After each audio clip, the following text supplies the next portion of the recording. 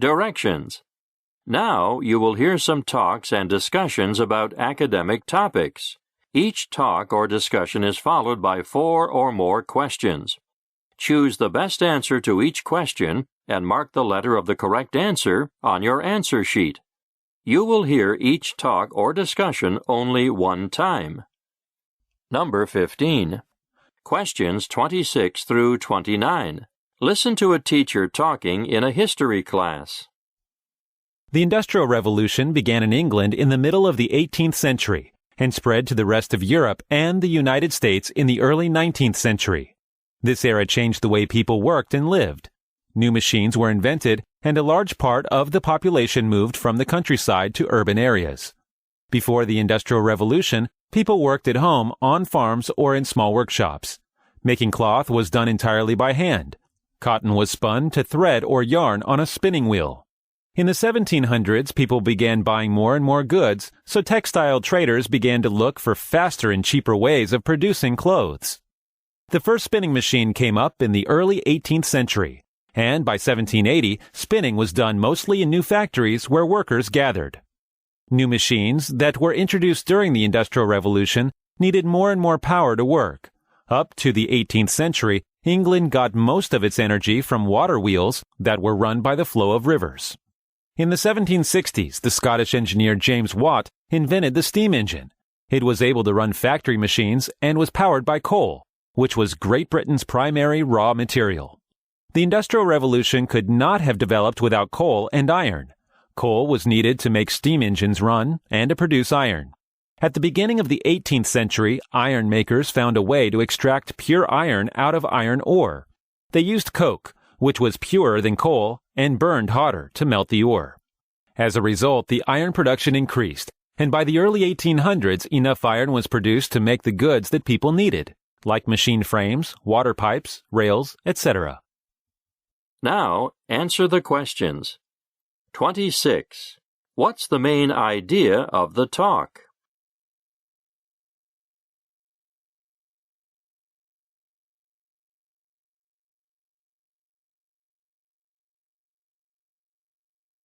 (27) Why did the textile trader begin to look for faster and cheaper ways of producing clothes?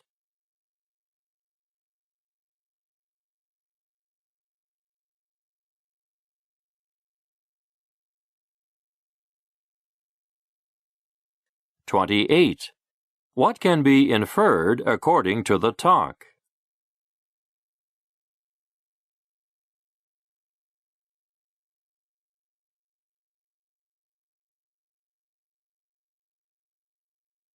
(29) How did the people get power before the 18th century?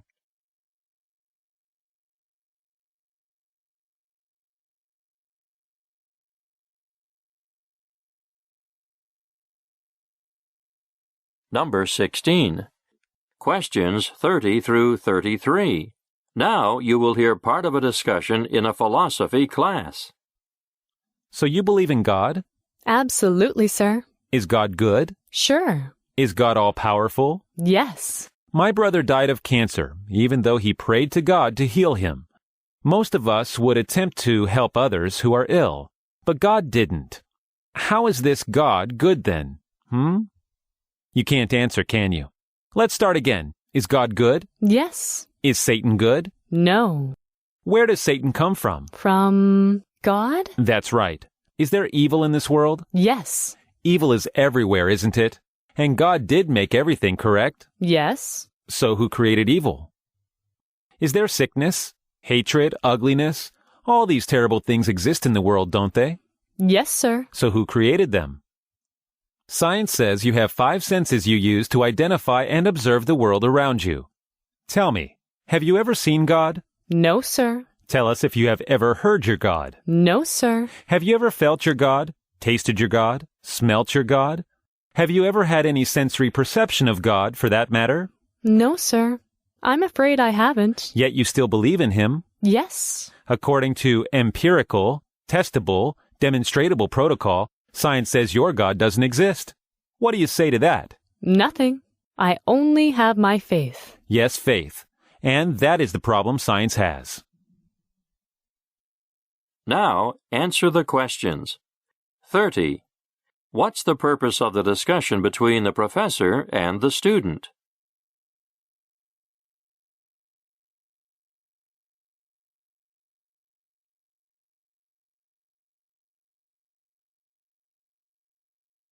31. Why does the student always remain silent when she is asked?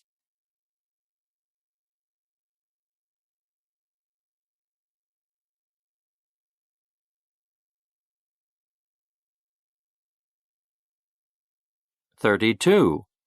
Why does the student still believe in God even though he can't see him?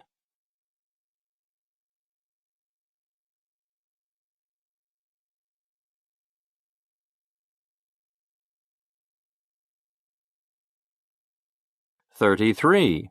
Why did the professor mention the 5 senses?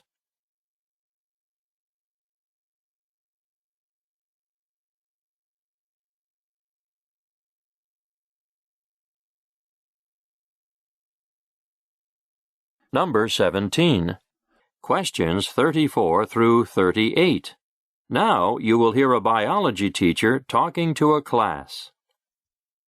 A coral is a structure made from millions of very small sea animals called polyps.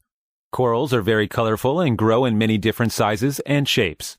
They have a skeleton that is outside or inside its body. They can be soft, stony, black, thorny, and other types. Some look like feathers or fingers. Almost all corals live together in groups called colonies. Very big colonies are called reefs. A coral reef is an underwater mountain formed by the skeletons of corals. A coral reef has many bright colors and can grow for hundreds of years without being destroyed by the ocean. There are types of corals. Fringing reefs are near the coastline. They are usually the youngest reef forms. Barrier reefs are farther away from the shore. They form a wall between shallow water near the coast and the open sea. Some barrier reefs are very large. The longest is the 2,000-kilometer-long Great Barrier Reef on the eastern coast of Australia. Atolls are ring-shaped reefs. They form when an old volcano erupts and sinks into the sea. The reef grows up from the edge of the volcanoes with a lagoon forming in the middle. Most reefs need warm water to survive. They grow best in water that is at least between 16 and 20 degrees centigrade. Reefs also need enough sunlight to make food. Coral reefs can be found in the warm ocean waters of the Pacific and Indian Ocean, as well as the Caribbean Sea and the eastern coast of Central South America. They normally grow very slowly, not more than 10 centimeters a year. They can be found near the surface where they get enough sunlight. Now, answer the questions. 34. What's the main idea of the talk?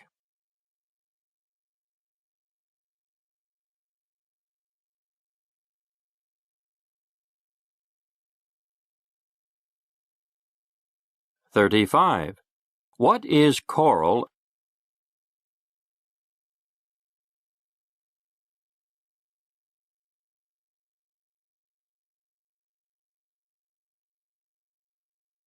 36.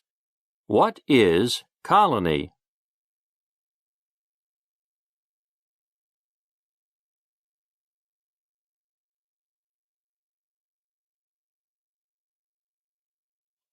37. What can we learn from the talk about coral reef?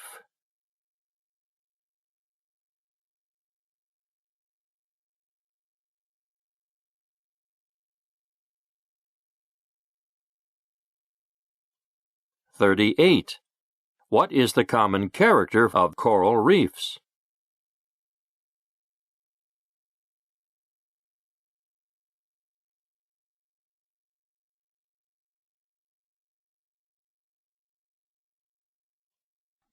18.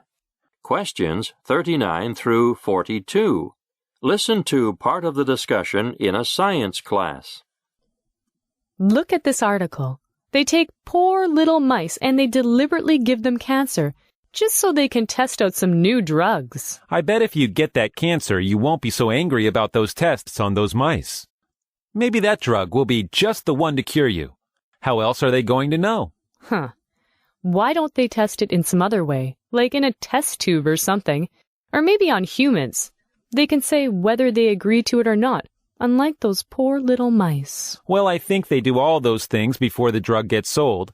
They wouldn't use it on mice if they didn't think it might work, would they? And then they wouldn't give it to humans if they hadn't checked with mice that it doesn't do something else nasty. So the nasty stuff happens to mice. Hey, the mice don't get asked if they want to take that risk. Asking a mouse for permission? They can't do that. Mice just aren't smart enough. Whether they're smart or not has nothing to do with it. They can suffer, can't they? And it's wrong if any animal gets hurt. Yeah, right. Better lock up cats and feed them on porridge instead of mice. Suffering isn't good, but if the scientists don't do experiments on those mice, then many people with cancer are going to suffer. And we're much more important than mice. All mice can do is sniff around after cheese, but humans can do so much more. Yeah, well, human suffering is as important as mice's suffering, but I don't think it's any more important. If more mice than humans suffer, or if there are other ways to test drugs, then we shouldn't be testing on mice. There can't be other ways, can there? Otherwise, scientists would be using them. Anyway, who says that what works on mice will work on humans? Maybe. That's if they can be bothered to look for other ways. I bet they don't. I wouldn't know. Maybe not. But surely it's important to find out more about cancer and cancer drugs. A few mice that can't feel very much anyway aren't as important, are they? What if it was a choice between your pet mouse dying and your mum getting an incurable cancer? Which would you choose? I'd choose my mum, of course. But is the choice as black and white as that? Now, answer the questions. 39. What is the main idea of the discussion?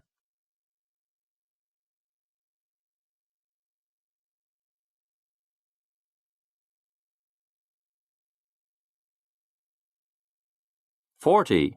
Why is the girl so angry about the article?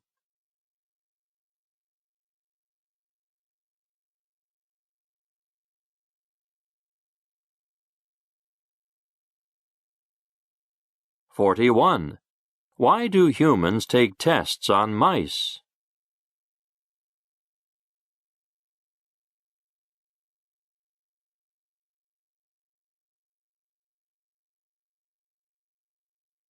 42. What may be the title for the article?